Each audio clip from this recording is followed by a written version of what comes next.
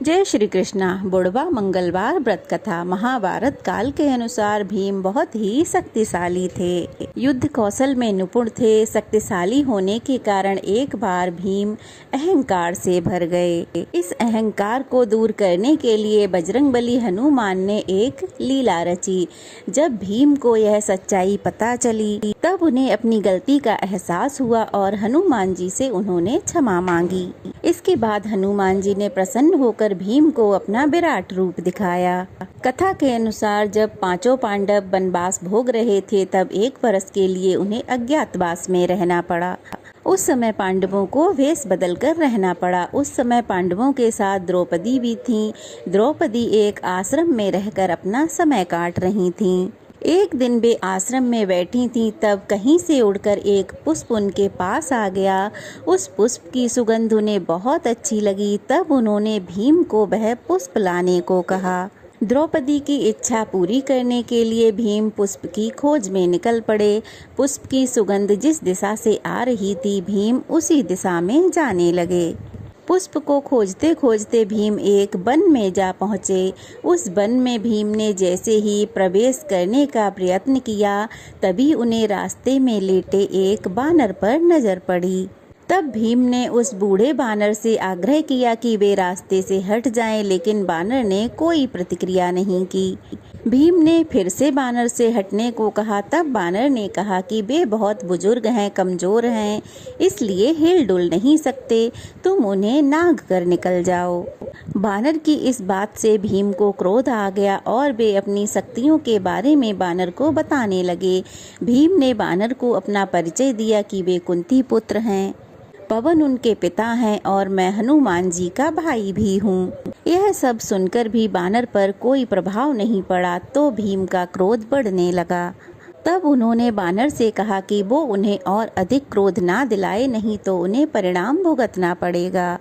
तब बूढ़े बानर का रूप धारण किए हनुमान जी ने भीम से कहा कि अगर उन्हें बहुत अधिक जल्दी है तो वे उनकी पूंछ को हटाकर यहाँ से जा सकते हैं। भीम ने क्रोध में आकर उस बानर की पूंछ को हटाना चाहा, लेकिन वे उस पूंछ को हिला भी नहीं पाए।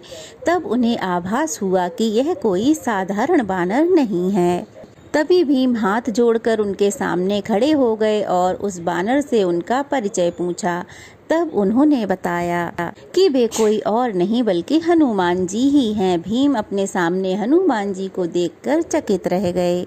भीम हाथ जोड़कर खड़े हो गए। तब हनुमान जी ने भीम को बताया कि आगे एक विशेष वन है, यह देवताओं का है और यह मनुष्यों के लिए सुरक्षित नहीं है, इसलिए उन्हें तुम्हारी रक्षा के लिए आना पड़ा। भीम को हनुमान जी ने उस पुष्प के बारे में बताया कि वहाँ से वह उस पुष्प को लेके जा सकते हैं। पुष्प लेने के बाद भीम ने हनुमान जी से कहा कि अब तुम यहाँ से जा सकते हो। भीम ने हनुमान जी से पुष्प लेने के बाद आज्ञा ली और उससे पहले अपनी एक इच्छा रखी। भीम ने हनुमान जी को अपना विराट रूप दिखाने की इच्छा प्रकट की। तब हनुमान जी ने भीम को अपना विराट रूप दिखाया। विराट रूप के दर्शन करने के बाद भीम ने हनुमान जी का आशीर्वाद लिया। तब हनुमान जी ने भीम को गले से लगाया। गले से लगाने के बाद भीम की शक्तियाँ और भी बढ़ गईं। भीम ने हनुमान जी से आग्रह किया कि कौरवों के साथ युद्ध होने पर वे पांडवों का साथ दें। जिस पर हनुमान जी ने कहा, जिस युग से मैं हूँ वह युग दूसरा था। उसमें मैंने श्री राम के लिए कई युद्ध किए थे, लेकिन अब ये युग दूसरा है, इसलिए यहाँ मेरा युद्ध करना सही नहीं है, इसलिए मैं युद्ध में सम्मिलित नहीं हो सकता। किंतु युद्ध में पांडवों के रथ की ध्वजा पर मेरा वास होगा। इस प्रकार हनुमान जी हमेशा महाभारत के युद्ध में श्री कृष्ण और अर्जुन के रथ की ध्वजा पर विराजित रहे और युद्ध में पांडवों की हमेशा रक्षा करते रहे। इस तरह से पांडव अपने युद्ध में जीत गए और हनुमान जी का आशीर्वाद उन पर हमेशा के लिए बना रहा। ये थी बुढ़वा मंगल की व्रत कथा, जो आप सभी को अवश्य ही सुननी चाहिए। यह कथा सुनने मात्र से हनुमान जी का आशीर्वाद प्राप्त होता है और घर में सुख समृद्धि आती है। ये कथा आपको कैसी लगी कमेंट बॉक्स में जरूर बताइएगा। अच्छी लगी हो तो वीडियो को लाइक करके करके शेयर करें और अगर नए हैं तो प्लीज़ चैनल को सब्सक्राइब जरूर करें।